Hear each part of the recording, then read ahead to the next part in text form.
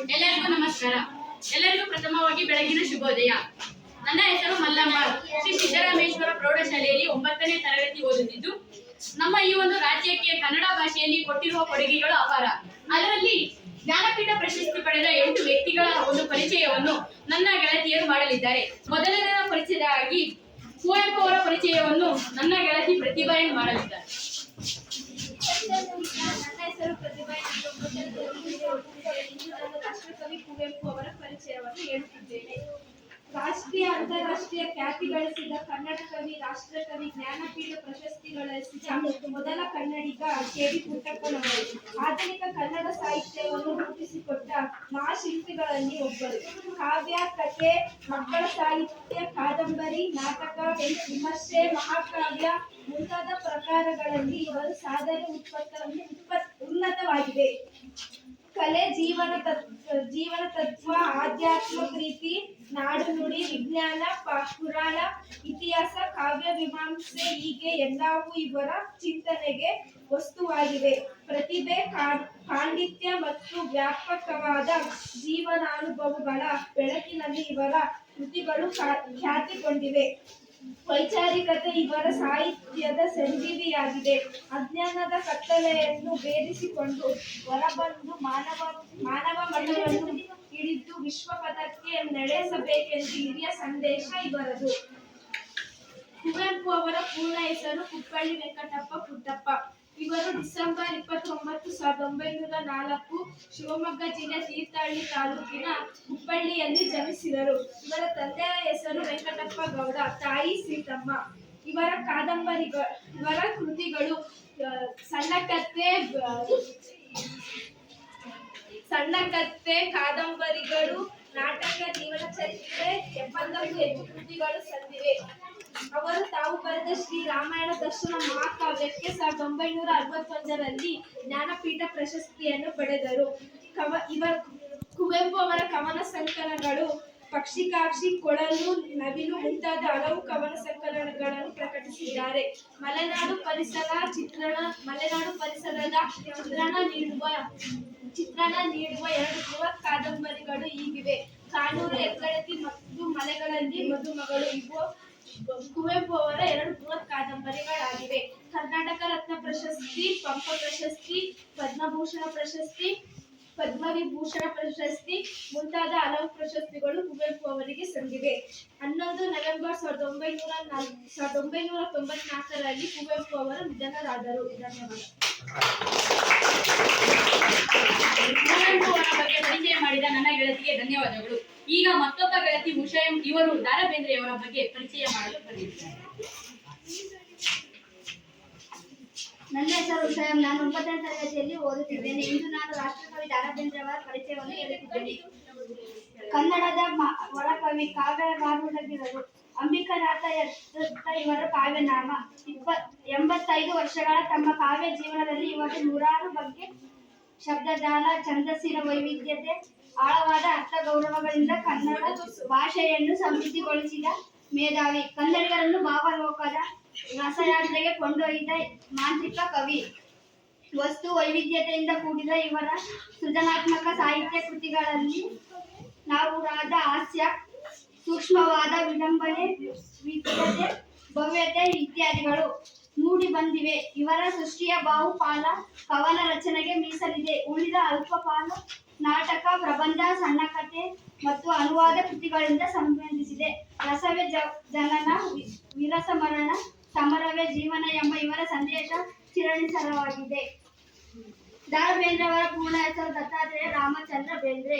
ಅವರು ಜನವರಿ 31, 1896 ಧಾರವಾಡ ಜಿಲ್ಲೆಯ ಕೋತನೀಸ ಓಣಿಯಲ್ಲಿ ಜನಿಸಿದರು. ಅವರ ಆತ್ಮಕಥೆ ಚತುರ್ಮುಖ. ಅವರ ಕವನ ಸಂಕಲನಗಳು ಗರಿ, ನಾಕುತಂತಿ, ಅರಳು ಮರಳುಗಳನ್ನು ಪ್ರಕಟಿಸಿದ್ದಾರೆ. ಅವರ ನಾಟಕಗಳು ಸಾಯವಾಟ, ಉದ್ಧಾರ, ಜಾತ್ರೆ, ನಗೆಯ ಹೊಗೆಗಳು ಪ್ರಕಟಿಸಿದ್ದಾರೆ. ಇವರ ಕಥಾ ಸಂಕಲನಗಳು ನೀರಾಭರಣ ಸುಂದರಿ, ಮಗುವಿನ ಕರೆ, ಹಿರಿದ ಕತ್ತಿ, ಪಾಲಪ್ಪು. ಧನ್ಯವಾದಗಳು. ದ. ರಾ. ಬೇಂದ್ರೆಯವರ ಬಗ್ಗೆ ನಮಗೆ ಪರಿಚಯ ಮಾಡಿದಂತ ನನ್ನ ಗೆಳತಿಗೆ ಧನ್ಯವಾದಗಳು. ಈಗ ಮತ್ತೊಬ್ಬ ಗೆಳತಿ ಶಿವರಾಮ ಕಾರಂತ ಅವರ ಬಗ್ಗೆ ಪರಿಚಯ ಮಾಡಲು ಬರುತ್ತಿದ್ದಾರೆ. ಧನ್ಯವಾದ. ನನ್ನ ಹೆಸರು ಶಕುಂತಲೆ. ನಾನು ಡಾಕ್ಟರ್ ಶಿವರಾಮ ಕಾರಂತರ ಬಗ್ಗೆ ಹೇಳಲು ಬಯಸುತ್ತೇನೆ. ಡಾಕ್ಟರ್ ಶಿವರಾಮ ಕಾರಂತ ಕನ್ನಡದ ಪ್ರಸಿದ್ಧ ಲೇಖಕರು. ಬರಹದಲ್ಲಿ ತಮ್ಮದೇ ಆದ ಕಾರಂತ ಪ್ರಪಂಚವನ್ನು ಸೃಷ್ಟಿಸಿದ ಕಡಲತೀರದ ಭಾಗವ. ಮಕ್ಕಳು ಪಠ್ಯಪುಸ್ತಕದಿಂದ ತೊಡಗಿ ಪ್ರೌಢ ವಿಚಾರ ಸಾಹಿತ್ಯದ ತನಕ, ಸಾಮಾನ್ಯ ಲೇಖನಗಳಿಂದ ತೊಡಗಿ ವಿಜ್ಞಾನ ವಿಶ್ವಕೋಶದ ತನಕ ಅವರು ಬರಹಗಳಿವೆ. ಕಥಾ ಕಾದಂಬರಿಗಳು, ವ್ಯಕ್ತಿ ಚಿತ್ರಣ, ವ್ಯಂಗ್ಯ ಚಿತ್ರಣ, ನಾಟಕ, ಗೀತ ನಾಟಕ, ಬರವಣಿಗೆ ವಿಪುಲವಾಗಿದೆ, ವೈವಿಧ್ಯವಾಗಿದೆ. ಇವರಿಗೆ ಕನ್ನಡ ಮತ್ತು ಇಂಗ್ಲಿಷ್ ಭಾಷೆಯಲ್ಲಿ ಒಳ್ಳೆಯ ಪ್ರಭುತ್ವ, ಶಿಕ್ಷಣ ಕ್ಷೇತ್ರದಲ್ಲಿ ಒಳ್ಳೆಯ ಮಕ್ಕಳು ವಿದ್ಯಾಭ್ಯಾಸ ಸುಲಭವಾಗಿ ಹಲವು ಪ್ರಯೋಗಗಳನ್ನು ಇವರು ನಡೆಸಿದ್ದವರು. ಶ್ರೇಷ್ಠ ಸಾಹಿತಿ, ಮಾನವತಾವಾದಿ, ವಿಚಾರವಾದಿ ಕಾರಂತರವರು ಈ ಶತಮಾನದ ಕನ್ನಡ ಸಾಹಿತ್ಯ ಲೋಕದ ವಿಸ್ಮಯ. 10 ಅಕ್ಟೋಬರ್ 1902ರಲ್ಲಿ ಉಡುಪಿ ಜಿಲ್ಲೆಯ ಕೋಟದಲ್ಲಿ ಜನಿಸಿದರು. ಅವರ ತಂದೆ ಶೇಷ ಕಾರಂತ, ತಾಯಿ ಲಕ್ಷ್ಮೀಕಾಂತಮ್ಮ. ಕಡಲತೀರದ ಭಾಗವ ಎಂದೇ ಪ್ರಸಿದ್ಧರಾಗಿದ್ದವರು. ಅವರ ಕವನಗಳು ರಾಷ್ಟ್ರಗೀತೆ, ಸುಧಾಕರ ನೇರಳೆಗಳು, ಕಾದಂಬರಿಗಳು ಚಾಮನ ಕಾಡಿ, ಮರಣ ಮಣ್ಣಿಗೆ, ಬೆಟ್ಟದ ಜೀವ, ನಾಟಕಗಳು ವಿಜಯದಶಮಿ, ಜೂಲಿಯಸ್ ಸೀಸರ್, ಪ್ರವಾಸ ಕಥನ, ಅಭಿವಿನಿಂದ ವಾರ್ತೆ, ಅರಸಿನಲ್ಲಿರುವ ಆತ್ಮಕಥನ, ಹುಟ್ಟು ಮನಸ್ಸಿ, 10 ಮುಖಗಳು, ಆಡು ಮುಟ್ಟದ ಸೊಪ್ಪಿಲ್ಲ ಎನ್ನುವಂತೆ ಕಾರಂತರವರು ಬರೆಯದ ಸಾಹಿತ್ಯ ಪ್ರಕಾರವೇ ಇಲ್ಲ ಎನ್ನಲಾಗಿದೆ. ಅವರಿಗೆ ಪದ್ಮಭೂಷಣ ಪ್ರಶಸ್ತಿ, ಪಂಪ ಪ್ರಶಸ್ತಿ, ಜ್ಞಾನಪೀಠ ಪ್ರಶಸ್ತಿ ನೀಡಲಾಗಿದೆ. ಒಟ್ಟು 427 ಪುಸ್ತಕಗಳನ್ನು ರಚಿಸಿ 47 ಕಾದಂಬರಿಗಳನ್ನು ಒಳಗೊಂಡಿದೆ. ಅವರು ಮೊಕ್ಕಜ್ಜಿಯ ಕನಸುಗಳಿಗೆ ಕೃತಿಗೆ 1978ರಲ್ಲಿ ಜ್ಞಾನಪೀಠ ಪ್ರಶಸ್ತಿಯನ್ನು ನೀಡಲಾಗಿದೆ. ಅವರು 96ನೇ ವಯಸ್ಸಿನಲ್ಲಿ ಹಕ್ಕಿಗಳು ಕುರಿತು ಪುಸ್ತಕ ಬರೆದು ವಿಶ್ವ ದಾಖಲೆ ಅರ್ಹರಾಗಿ ಒಂದು ಸಾಧನೆಯನ್ನು ಅವರು 9 ಡಿಸೆಂಬರ್ 1997ರಲ್ಲಿ ಮರಣವನ್ನು ಹೊಂದಿದ್ದಾರೆ. ಧನ್ಯವಾದಗಳು. ಶಿವರಾಮ ಕಾರಂತರ ಬಗ್ಗೆ ನಮಗೆ ತಿಳಿಸಿಕೊಟ್ಟ ನನ್ನ ಗೆಳತಿಗೆ ಧನ್ಯವಾದಗಳು. ಈಗ ಮಾಸ್ತಿ ವೆಂಕಟೇಶ್ ಅಯ್ಯಂಗಾರ್ ಅವರ ಬಗ್ಗೆ ನನ್ನ ಗೆಳತಿ ತಿಳಿಸಿಕೊಟ್ಟಿದ್ದಾರೆ.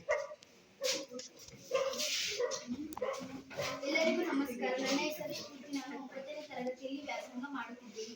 ಇಂದು ನಾನು ಮಾಸ್ತಿ ವೆಂಕಟೇಶ ಅಯ್ಯಂಗಾರ್ ಅವರ ಬಗ್ಗೆ ಹೇಳುತ್ತೇನೆ.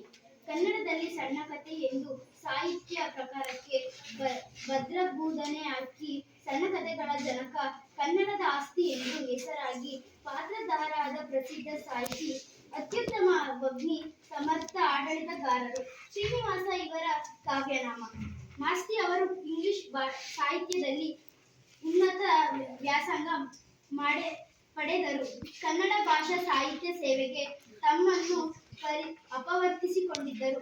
ಕನ್ನಡ ಸಾಹಿತ್ಯದ ಕವಿತೆ, ನಾಟಕ, ಕಾದಂಬರಿ, ಕಥೆ, ಲೇಖನ, ವಿಮರ್ಶೆ ಮೊದಲಾದ ಎಲ್ಲ ಪ್ರಕಾರಗಳಲ್ಲಿಯೂ ಕೃತಿಗಳನ್ನು ರಚಿಸಿದ್ದಾರೆ. ಕನ್ನಡ ನವೋದಯ ಕವಿಗಳ ಸಾಲಿನಲ್ಲಿ ಮಾಸ್ತಿ ಅವರು ಒಂದು ಮುಖ್ಯ ಹೆಸರು. ಮಾಸ್ತಿ ಅವರ ಸಾಹಿತ್ಯದಲ್ಲಿ ಇಂದಿನ ಶಕ್ತಿ, ನೈತಿಕ ಶ್ರದ್ಧೆ, ಸರಳತೆ, ಮಾರ್ಧವತೆ.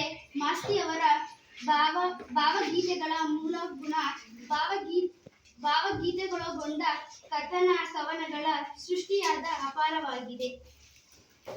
ಮಾಸ್ತಿ ವೆಂಕಟೇಶ ಅಯ್ಯಂಗಾರ್ ಅವರು ಕೋಲಾರ ಜಿಲ್ಲೆಯ ಮಲ್ಲೂರಿನಲ್ಲಿ ಜನಿಸಿದರು.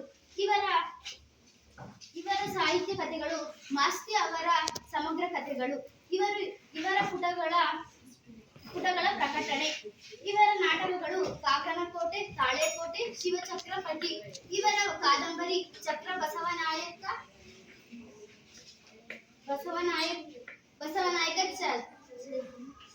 ಚಿಕ್ಕವೀರ ರಾಜೇಂದ್ರ. ಇವರ ಆತ್ಮಚರಿತ್ರೆ ಭಾವನಾ 1968-69. ಧನ್ಯವಾದಗಳು. ಮಾಸ್ತಿ ವೆಂಕಟೇಶ್ ಅಯ್ಯಂಗಾರ್ ಅವರ ಬಗ್ಗೆ ನಮಗೆ ಪರಿಚಯ ನೀಡಿದಂತ ನನ್ನ ಗೆಳತಿಗೆ ಧನ್ಯವಾದಗಳು. ಈಗ ವಿಕ್ರು ಗೋಕಾಕ್ ಅವರ ಬಗ್ಗೆ ಪರಿಚಯ ಮಾಡಲು ಬರುತ್ತಿದ್ದಾರೆ ನನ್ನ ಗೆಳತಿ. ನನ್ನ ಹೆಸರು ಲಾವಣ್ಯ ಡಿಎಸ್. ನಾನು 9ನೇ ತರಗತಿಯಲ್ಲಿ ವ್ಯಾಸಂಗ ಮಾಡುತ್ತಿದ್ದೇನೆ. ನಾನು ಹೇಳುತ್ತಿರುವ ರಾಷ್ಟ್ರಕವಿ ಹೆಸರು ಡಾಕ್ಟರ್ ವಿಕ್ರು ಗೋಕಾಕ್. ವಿನಾಯಕ ಎಂಬ ಕಾವ್ಯನಾಮದಿಂದ ಖ್ಯಾತರಾಗಿರುವ ವಿಕ್ರು ಗೋಕಾಕ್ರು ನಮ್ಮ ಸಾಂಸ್ಕೃತಿಕ ಕ್ಷೇತ್ರವನ್ನು ಅಂತಾರಾಷ್ಟ್ರೀಯ ಮಟ್ಟಕ್ಕೆ ಏರಿಸಿದ ಗಣ್ಯರು. ಸಾಹಿತ್ಯ, ಸಂಸ್ಕೃತಿ, ಶಿಕ್ಷಣ ರಂಗಗಳಲ್ಲಿ ಇವರ ಸಾಧನೆ ಸಿದ್ಧಿಗಳು ಅನ್ಯಾದೃಶ್ಯವಾಗಿ. ಇವರ ಸಾಹಿತ್ಯದ ವೈವಿಧ್ಯತೆಗೆ ಮತ್ತು ವಿಪುಲತೆಗಳಿಂದ ಕನ್ನಡದ ಶ್ರೀಮಂತಿಕೆ ಹೆಚ್ಚಿದೆ. ಕನ್ನಡದಲ್ಲಿ ನವ್ಯ ಸಾಹಿತ್ಯವಾದ ಪ್ರವರ್ತನೆಗೆ ಕಾರಣಪುರುಷರು. ಇವರು ಬೋಧಿಸಿದ್ದು ಇಂಗ್ಲಿಷ್ ಸಾಹಿತ್ಯವನ್ನಾದರೂ ಸೃಷ್ಟಿಸಿದ್ದು ಕನ್ನಡ ಸಾಹಿತ್ಯವನ್ನು. ಕಾವ್ಯ, ನಾಟಕ, ಕಾದಂಬರಿ, ವಿಮರ್ಶೆ, ಪ್ರವಾಸ ಕಥನ, ಜೀವನ ಚರಿತ್ರೆ ಮೊದಲಾದ ಸಾಹಿತ್ಯ ಪ್ರಕಾರಗಳಲ್ಲಿ ಗಮನಾರ್ಹ ಕೃತಿಗಳನ್ನು ರಚಿಸಿದ್ದಾರೆ. ಕನ್ನಡ ಸ್ಥಾನಮಾನಗಳ ಬಗ್ಗೆ ಇವರು ನೀಡಿದ ವರದಿ ಗೋಕಾಕ್ ವರದಿ ಎಂದೇ ಪ್ರಸಿದ್ಧವಾಗಿದ್ದು, ಅದರಿಂದಾಗಿ ಇವರು ಕರ್ನಾಟಕದಲ್ಲಿ ಮನೆಮಾತಾಗಿದ್ದಾರೆ. ತಮ್ಮ ಎಲ್ಲ ರಚನೆಗಳಲ್ಲಿಯೂ ಇವರು ಸಮರಸ ದರ್ಶನದ ಸಶಕ್ತ ವಾಗ್ಮಿಯಾಗಿದ್ದಾರೆ. ವಿಕ್ರು ಗೋಕಾಕ್ ಇವರು ಹಾವೇರಿ ಜಿಲ್ಲೆಯ ಸವಣೂರಿನವರು. ಇವರ ಕಾವ್ಯನಾಮ ವಿನಾಯಕ. ಇವರ ಪೂರ್ಣ ಹೆಸರು ವಿನಾಯಕ ಕೃಷ್ಣ ಗೋಕಾಕ್. ಇವರ ಆತ್ಮಚರಿತ್ರೆ. ಇವರ ಕವನ ಸಂಕಲನಗಳು ಕಲೋಪಾಸಕ, ಪಯಣ, ದ್ಯಾವಪೃಥಿವಿ, ಸಮುದ್ರ ಗೀತೆಗಳು ಮುಂತಾದ ಕವನಗಳು. ನಾಟಕಗಳು ಜನನಾಯಕ, ಯುಗಾಂತರ, ವಿಮರ್ಶೆ ವೈದ್ಯೆ ಮುಂತಾದ ನಾಟಕಗಳು. ಕಾದಂಬರಿಗಳು ನಿರ್ವಹಣ, ನರಹರಿ, ಸಮುದ್ರಯಾನ ಮುಂತಾದ ಕಾದಂಬರಿಗಳು. ಪ್ರವಾಸ ಕಥನ ಸಮುದ್ರದೀಚೆಯಿಂದ ಪಯಣ. ಧನ್ಯವಾದಗಳು. ವಿಕ್ರು ಗೋಕಾಕ್ ಅವರ ಬಗ್ಗೆ ನಮಗೆ ತಿಳಿಸಿಕೊಟ್ಟ ನನ್ನ ಗೆಳತಿಗೆ ಧನ್ಯವಾದಗಳು. ಈಗ ಯುವರ್ ಅನಂತಮೂರ್ತಿಯವರ ಬಗ್ಗೆ ಪರಿಚಯ ಮಾಡಲು ಬರ್ತಿದ್ದಾರೆ ನನ್ನ ಗೆಳತಿ ಮಾನ್ಯ ಯು. ನನ್ನ ಹೆಸರು ಮಾನ್ಯರು. ನಾನು 9ನೇ ತರಗತಿಯಲ್ಲಿ ವ್ಯಾಸಂಗ ಮಾಡುತ್ತಿದ್ದೇನೆ. ನಾನು ಇಂದು ಯುವರ್ ಅನಂತಮೂರ್ತಿಯವರ ಪರಿಚಯವನ್ನು ನಿಮಗೆ ಹೇಳುತ್ತಿದ್ದೇನೆ. ಆಧುನಿಕವಾದ ವಿಚಾರಧಾರೆಯ ಮಹತ್ವಪೂರ್ಣ ಲೇಖಕ, ಭಾರತೀಯ ನವ್ಯ ಪರಂಪರೆಯ ಮಹತ್ವದ ಕಥೆಗಾರ ಅನಂತಮೂರ್ತಿ. ಇವರು ತಮ್ಮ ಸಾಂಸ್ಕೃತಿಕ ಚಿಂತನ ಪರ ಲೇಖನಗಳನ್ನು ಗಂಭೀರವಾಗಿ ಅಭಿವ್ಯಕ್ತಿಸಿದ್ದಾರೆ. ಹೊಸ ರೀತಿಯ ಆಲೋಚನೆ ವಿಚಾರಗಳಿಂದ ಇವರು ಕನ್ನಡ ಮನಸ್ಸನ್ನು ಜೀವಂತವಾಗಿಟ್ಟಿರುವ ಸೃಜನಶೀಲ ಲೇಖಕ. ಕಾದಂಬರಿ, ಕಥೆ, ವಿಮರ್ಶೆ, ಕಾವ್ಯ ಹಾಗೂ ವೈಚಾರಿಕ ಬರಹಗಳಿಂದ ಕನ್ನಡ ಸಾಹಿತ್ಯವನ್ನು ಶ್ರೀಮಂತಗೊಳಿಸಿದ ಚಿಂತಕ. ಓರ್ವ ಚಿಂತಕನಾಗಿ ಅನಂತಮೂರ್ತಿಯವರು ಸಾಹಿತ್ಯದಲ್ಲಿ ಸಾಮಾಜಿಕ ಸಾಂಸ್ಕೃತಿಕ ಆಯಾಮಗಳ ಮೇಲೆ ಒತ್ತು ಕೊಡುತ್ತಾ ಕನ್ನಡ ಸಮೀಕ್ಷೆಯ ದಿಕ್ಕನ್ನೇ ಬದಲಾಯಿಸುವ ಸಾರ್ಥಕ ಕೆಲಸವನ್ನು ಮಾಡಿದ್ದಾರೆ. ವ್ಯಾಪಕವಾಗಿ ಪ್ರಪಂಚ ಪರ್ಯಟನೆ ಮಾಡಿರುವ ಇವರಿಗೆ ಅನೇಕ ರಾಜ್ಯ ಪುರಸ್ಕಾರಗಳು ಹಾಗೂ ರಾಷ್ಟ್ರೀಯ ಅಂತಾರಾಷ್ಟ್ರೀಯ ಸನ್ಮಾನಗಳು ಲಭಿಸಿವೆ. ಯುವರ್ ಅನಂತಮೂರ್ತಿಯವರು 21 ಡಿಸೆಂಬರ್ 1932 ಶಿವಮೊಗ್ಗ ಜಿಲ್ಲೆ ಮೇಳಿಗೆಯಲ್ಲಿ ಜನಿಸಿದರು. ಇವರ ಪೂರ್ಣ ಹೆಸರು ಉಡುಪಿ ರಾಜಗೋಪಾಲಾಚಾರ್ಯ ಅನಂತಮೂರ್ತಿ. ಇವರ ಕಾದಂಬರಿಗಳು ಸಂಸ್ಕಾರ, ಭಾರತೀಪುರ, ಅವಸ್ಥೆ, ಭವ ಮತ್ತು ದಿವ್ಯ. ಇವರ ಕವನ ಸಂಕಲನ ಮಿಥುನ, ಬಾವಲಿ ಮತ್ತು ಅಭಾವ. ಇವರ ಆತ್ಮಕಥೆ ಸುರಗಿ. ಇವರ ಕಥಾ ಸಂಕಲನ ಆಕಾಶ ಮತ್ತು ಬೆಕ್ಕು, ಕರ್ನಾಟಕ ಸಾಹಿತ್ಯ ಅಕಾಡೆಮಿ ಮತ್ತು ಸೂರ್ಯನ ಕುದುರೆ. ಧನ್ಯವಾದಗಳು. ಯುವರ್ ಅನಂತಮೂರ್ತಿ ಅವರ ಬಗ್ಗೆ ನಮಗೆ ತಿಳಿಸಿಕೊಟ್ಟ ನನ್ನ ಗೆಳತಿಗೆ ಧನ್ಯವಾದಗಳು. ಈಗ ಮತ್ತೊಬ್ಬ ಗೆಳತಿ ಗಿರೀಶ್ ಕಾರ್ನಾಡ್ ಅವರ ಬಗ್ಗೆ ನಮಗೆ ಪರಿಚಯ ಮಾಡಲಿದ್ದಾರೆ ತನುಶ್ರೀ ಎಪಿ. ನನ್ನ ಹೆಸರು ತನುಶ್ರೀ ಎಪಿ. ನಾನು 9ನೇ ತರಗತಿಯಲ್ಲಿ ಓದುತ್ತಿದ್ದೇನೆ. ಇಂದು ನಾನು ಗಿರೀಶ್ ಕಾರ್ನಾಡ್ ಅವರ ಪರಿಚಯವನ್ನು ನಿಮ್ಮ ಮುಂದೆ ಹೇಳುತ್ತಿದ್ದೇನೆ. ಗಿರೀಶ್ ಕಾರ್ನಾಡ್ ಅವರು ಕನ್ನಡ ನಾಟಕ ಸಾಹಿತ್ಯ ನವೋದಯ ಕಾಲದ ಮಹತ್ವದ ನಾಟಕಕಾರ ಗಿರೀಶ್ ಕಾರ್ನಾಡ್. ಆಧುನಿಕ ಕನ್ನಡ ರಂಗಭೂಮಿಯಲ್ಲಿ ಕಾರ್ನಾಡರದು ಅಗ್ರಗಣ್ಯ ಹೆಸರು. ಕಾರ್ನಾಡರ ನಾಟಕಗಳು ಕನ್ನಡ ಹವ್ಯಾಸಿ ರಂಗಭೂಮಿಯಲ್ಲಿ ನವಚೈತನ್ಯಕ್ಕೆ ಕಾರಣವಾದವು. ನಟ ನಿರ್ದೇಶಕರಾಗಿ, ಚಿತ್ರಕಥೆ ಲೇಖಕರಾಗಿ ಕಾರ್ನಾಡರು ಭಾರತೀಯ ಸಿನಿಮಾ ರಂಗದಲ್ಲಿ ತಮ್ಮ ಹೆಜ್ಜೆ ಗುರುತುಗಳನ್ನು ಸ್ಪಷ್ಟವಾಗಿ ಮೂಡಿಸಿದ್ದಾರೆ. ಸಾಹಿತ್ಯ, ರಂಗಭೂಮಿ ಮತ್ತು ಚಲನಚಿತ್ರ ಕ್ಷೇತ್ರಗಳಲ್ಲಿ ಗಣನೀಯ ಕೊಡುಗೆ ನೀಡಿರುವ ಗಿರೀಶ್ ಕಾರ್ನಾಡ್ ಅಂತಾರಾಷ್ಟ್ರೀಯ ಮಟ್ಟದಲ್ಲಿ ಖ್ಯಾತಿ ಪಡೆದ ಅತ್ಯಂತ ಪ್ರತಿಭಾಶೀಲ, ಸಂವೇದನಶೀಲ ಮತ್ತು ಸೃಜನಶೀಲ ನಾಟಕಕಾರ. ಕಾರ್ನಾಡರು ತಮ್ಮ ನಾಟಕ ಮಾಧ್ಯಮದ ಮೂಲಕ ಮನುಷ್ಯ ಜೀವನದ ವಿವಿಧ ಆಯಾಮಗಳಿಗೆ ನೂತನ ಅಭಿವ್ಯಕ್ತಿ ನೀಡಿದ್ದಾರೆ. ಚಲನಚಿತ್ರಗಳಲ್ಲಿ ಅಭಿನಯ ಇವರ ಸೃಜನಶೀಲ ವ್ಯಕ್ತಿತ್ವದ ಇನ್ನೊಂದು ಕೊಡುಗೆ. ಗಿರೀಶ್ ಕಾರ್ನಾಡ್ ಅವರು 1938 ಮಹಾರಾಷ್ಟ್ರದ ಮಾಥೇರಾನ್ನಲ್ಲಿ ಜನಿಸಿದರು. ಅವರ ನಾಟಕಗಳು ಯುಹತಿ, ಹಿಟ್ಟಿನ ಹುಂಜ, ಮೋನಿಶಾದ, ಅಂಜುಮಲ್ಲಿಗೆ, ಅಗ್ನಿ ಮತ್ತು ಮಳೆ, ತುಘಲಕ್, ತಲೆದಂಡ, ಹಯವರ್ಯ, ನಾಗಮಂಡಲ ಇತ್ಯಾದಿಗಳಾಗಿವೆ. ಇವರ ಆತ್ಮಕಥೆ ಅಡಾಪ್ತ ಆಯುಷ್ಯ. ಇವರು ನಾಟಕ ಸಾಹಿತ್ಯವನ್ನು ಮಾತ್ರ ತಮ್ಮ ಅಭಿವ್ಯಕ್ತಿ ಮಾಧ್ಯಮಕ್ಕೆ ಬಳಸಿದರು. ಎಲ್ಲರಿಗೂ ಧನ್ಯವಾದಗಳು. ಗಿರೀಶ್ ಕಾರ್ನಾಡ್ ಅವರ ಬಗ್ಗೆ ನಮಗೆ ತಿಳಿಸಿಕೊಟ್ಟ ನನ್ನ ಗೆಳತಿಗೆ ಧನ್ಯವಾದಗಳು. ಈಗ ಮತ್ತೊಬ್ಬರಾದ ಚಂದ್ರಶೇಖರ್ ಕಂಬಾರ್ ಅವರ ಬಗ್ಗೆ ನನ್ನ ಗೆಳೆಯ ಶಂಕರ್ ಪರಿಚಯ ಮಾಡಲಿದ್ದಾರೆ. ನನ್ನ ಹೆಸರು ಶಂಕರ್. ನಾನು 9ನೇ ತರಗತಿಯಲ್ಲಿ ಓದುತ್ತಿದ್ದೇನೆ.